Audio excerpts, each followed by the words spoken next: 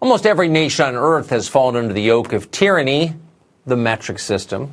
From Beijing to Buenos Aires, from Lusaka to London, the people of the world have been forced to measure their environment in millimeters and kilograms.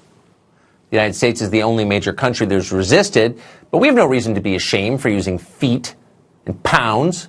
So says New Criterion editor James Panaro. We spoke with him recently. I'm joining you tonight as an anti-metrite. I'm taking a stand against the metric system, the original system of global revolution and new world orders. God bless you. That's exactly what it is.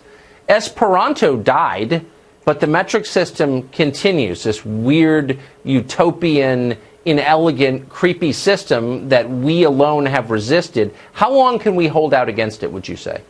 Well, today, as you mentioned, the United States stands nearly alone in the world in maintaining customary measures. The inch, the pound, the foot, the mile. And we should stand tall on our own 2 feet, I say, because it was customary measures that measured out the Industrial Revolution and customary measures that took us to the moon. The metric system, meanwhile, is the product of the French Revolution. It was imposed at the business end of the guillotine.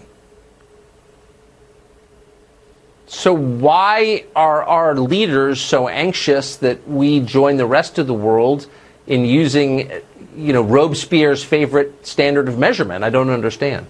Well, that's right, because it's assumed to be progressive. It's assumed that everyone has gotten behind it. Let me take you back to a bit of history. 1793, the height of the French Revolution, the height of the French Terror. The Jacobins deposed the pied de roi, that's the foot of the king, the measurement of France, and replaced it with the meter. Now, all customary measures use man and his labor as the basis of its measurement. What's an acre? It's the amount of land that a yoke of oxen can till in one day. A mile comes from mille passes, or 5,000 paces, 1,000 paces at 5 feet each. A meter is what?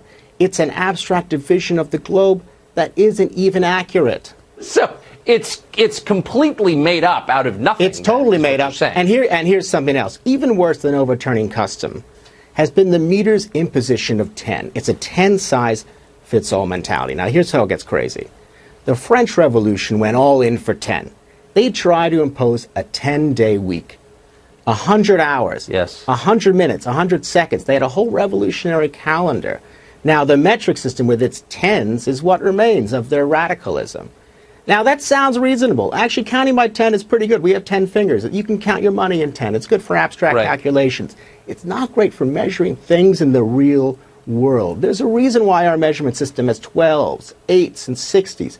It comes from ancient knowledge, ancient wisdom, from the Romans 12, from the Babylonians 60. Why? Because those numbers divide up evenly into thirds, fourths, halves, and enables common people to make calculations and to measure their lives without complex arithmetic. What's a third of a foot? It's 4 inches. What's a third of a meter? 33.3 something centimeters. It doesn't even add up. You see the problem right there. I do see the problem, and I've never heard it as eloquently expressed as you just did. I think you give a lot of us heart to keep fighting against the global tyranny of the metric system. And bless you for that. Well, thank you.